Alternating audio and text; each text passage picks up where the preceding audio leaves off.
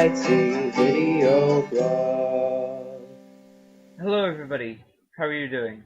So in my last vlog I forgot to mention something that's a bit important. If you've been following these vlogs, you might have heard me talk about Broken Arts now and then. For those of you who don't know, Broken Arts is a collective of youth dedicated to organizing all ages events in Oshawa and the surrounding region. What I didn't tell you in my last vlog was that I recently became a member of this group called Broken Arts. And I've kind of been hanging out with this group of people over the last year, even before I was a member. And through them, in addition to being in my band Red Violet, I've kind of gotten to know some figures in the Oshawa music scene. I'm a firm believer that it would benefit the city of Oshawa, and by extension our school, for students to participate in the city's cultural life. We could get into how it would benefit the local economy and so on, but I also think it's just more fun when more people participate. So what I wanted to do for this vlog was to introduce you to some of my favorite musical acts in Oshawa. Alright, so the first one I'm going to tell you about is Viva Mars. If you like the Smiths or the Byrds or any of those sort of like jangly bands, then Viva Mars are definitely for you. They're very professional musicians, and I highly recommend going to their shows. They're always top-notch. I own one of their albums called More and More Better and Better, and I recommend looking it up on the internet, or if you wish, coming out to one of their shows and buying it. On that record, there is a cameo appearance by a friend of mine named Cassie Golding, who has her own fabulous act right now, Darling and the Fox. Darling and the Fox is my friend Cassie, her friend Darling Meadow, and sometimes her boyfriend Chris on the drums.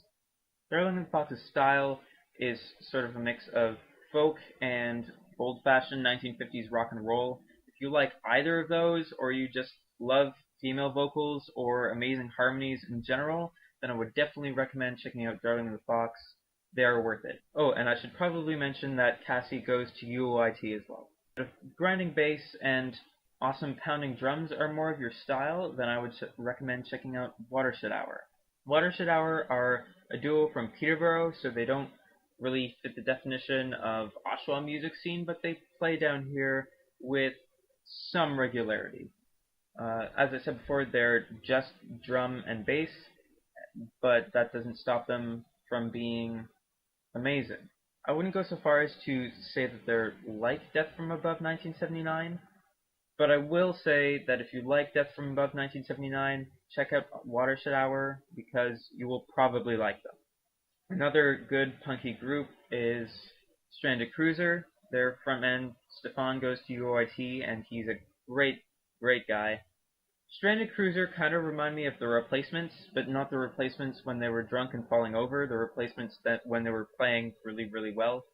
Stranded Cruiser also headlined this year's UOIT Homecoming, so they're a very capable group. I definitely recommend going to one of their shows, checking them out. They're awesome. Alright, 3 more, and the first of those is Native Other. Native Other kind of reminds me of Two Door Cinema Club, but I actually like them better. There's not really much I can say about Native Other, except that they're really good. Their music sort of speaks for itself, so you should really check them out. Alright, now for everybody who loves synth, Things We Can't Untie.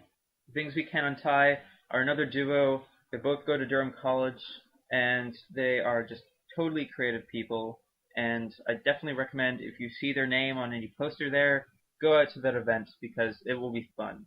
And last but not least, up in Guelph, there is a gentleman by the name of John France, who is making music as Mountain Calling, and he is very talented at making folk music with a modern Velvet Underground-esque twist.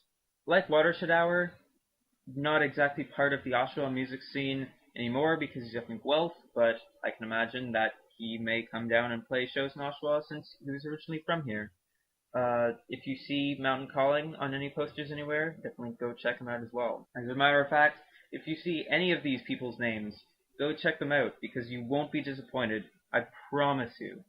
And while that brings a wrap to my list right now, I need to stress that this is by far not the extent of all the creative musicians and artists in Oshawa There are many, many more, and I'll probably mention more in a future blog. This is sort of just an introduction to Oshawa's music scene. There is plenty more where this has come from. Oh, and I should probably mention, if you're a creative type and you just want to get your stuff out there, it doesn't matter if you're a musician, if you're a filmmaker, or you're a visual artist, we want to help you put your stuff out there. So if you have an idea for an event, or if you want to participate in what we're doing, just hit up Broken Arts on Facebook or email brokenartsca@gmail.com, and we'll get back to you, and we would love to help make your vision a reality.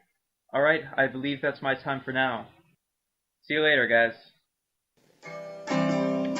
UOIT Video Blog.